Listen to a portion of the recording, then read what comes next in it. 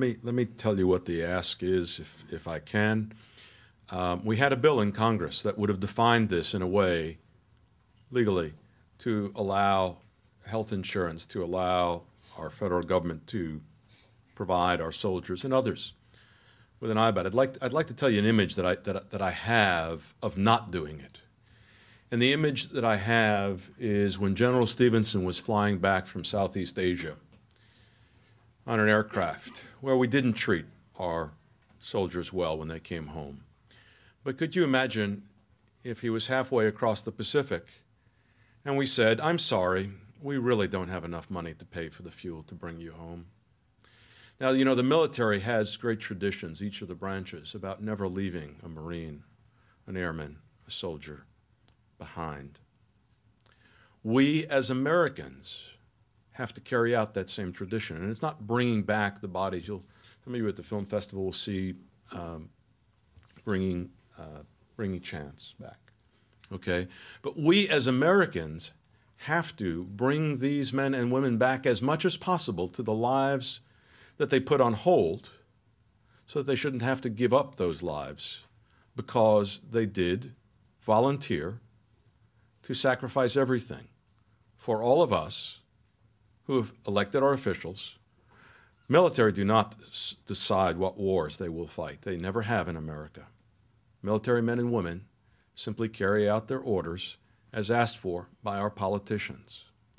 And so I would beg you all to envision the image that right now, not providing IBOTs to our soldiers and not making them available to civilians. And by the way, I broke my neck in '89 in a skiing accident.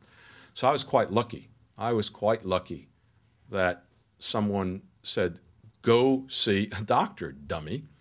And then, by the way, worrying about health care, Memorial Day weekend, a doctor said, "I'm going to operate on you now. Go upstairs and check in." And I said, as a healthcare lawyer, "Excuse me, you're not going to charge Friday admission, Monday discharge, and run up the cost of health care. I got other things to do this weekend." And he said, "A speed bump in a parking lot should have killed you." How you could have been traveling across country 8 times to try a case.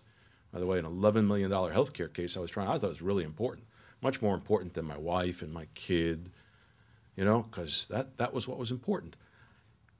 So I'm quite blessed that that surgeon put me back together again with that technology. Now we have this technology for those men and women who have not been able to be put back or be as fortunate. So Congressman Langbine was the sponsor last legislative session. Langbine, I'm sorry. Langbine. So I apologize, Congressman, for mispronouncing your name. But he and many other members of Congress had a bill that would have solved this problem.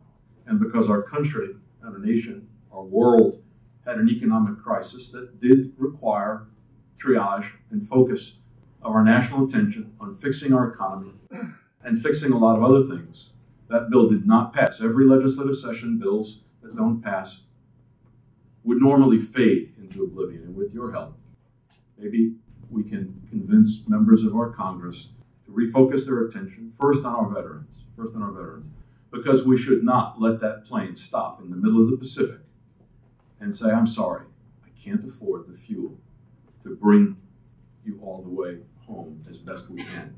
So if you could help us, help these men,